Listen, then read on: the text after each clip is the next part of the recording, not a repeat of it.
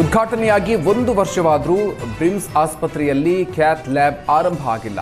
Bidar BRIMS super speciality ಹೃದ್ರೋಗ ಘಟಕಕ್ಕೆ 1 ವರ್ಷದಿಂದ ಬೀಗ ಜಡಿಯಲಾಗಿದೆ. CM Siddaramaiah, DCM DK Shivakumar ಉದ್ಘಾಟಿಸಿದ್ದ ಘಟಕ ಇದುವರೆಗೂ ಜನರಿಗೆ ಉಪಯೋಗವಾಗ್ತಾ ಇಲ್ಲ. 15 ಕೋಟಿ ರೂಪಾಯಿ ವೆಚ್ಚದ ಹೈಟೆಕ್ ಕ್ಯಾತ್ ಲ್ಯಾಬ್ನಲ್ಲಿ ಯಂತ್ರಗಳು ಬಳಕೆಯಾಗದೆ ಧೂಳು ಹಿಡಿತಾ ಇದೆ. ಬ್ರಿಮ್ಸ್ನಲ್ಲಿ ಹೃದ್ರೋಗಿಗಳಿಗೆ ಚಿಕಿತ್ಸೆ ಆರಂಭಿಸಿದರೆ ಕಡಿಮೆ ವೆಚ್ಚದಲ್ಲಿ ರೋಗಿಗಳು ಟ್ರೀಟ್ಮೆಂಟ್ ಪಡೆಯಬಹುದಾಗಿದೆ. ಆದರೆ ಉದ್ಘಾಟನೆಯಾಗಿ 1 ವರ್ಷವಾದರೂ ಕೂಡ ಕಾರ್ಯಾರಂಭ ಆಗಿಲ್ಲ. ಹೀಗಾಗಿ ಕೂಡಲೇ ಹೃದ್ರೋಗ ಘಟಕ ಆರಂಭಿಸಿ ಚಿಕಿತ್ಸೆ ನೀಡುವಂತೆ ಸ್ಥಳೀಯರು ಒತ್ತಾಯಿಸ್ತಾ ಇದ್ದಾರೆ.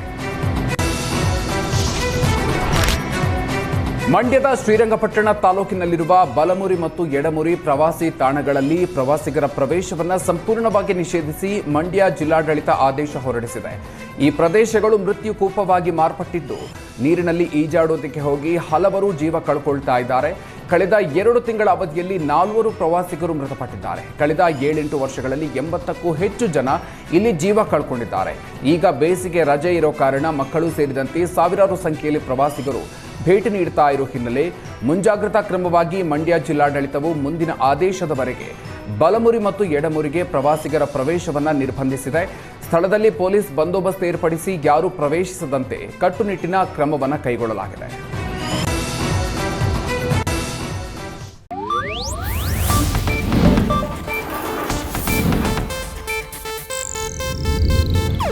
ಇದು ಏಷ್ಯಾನೆಟ್ ನ್ಯೂಸ್ ನೆಟ್ವರ್ಕ್ ಪ್ರಸ್ತುತಿ.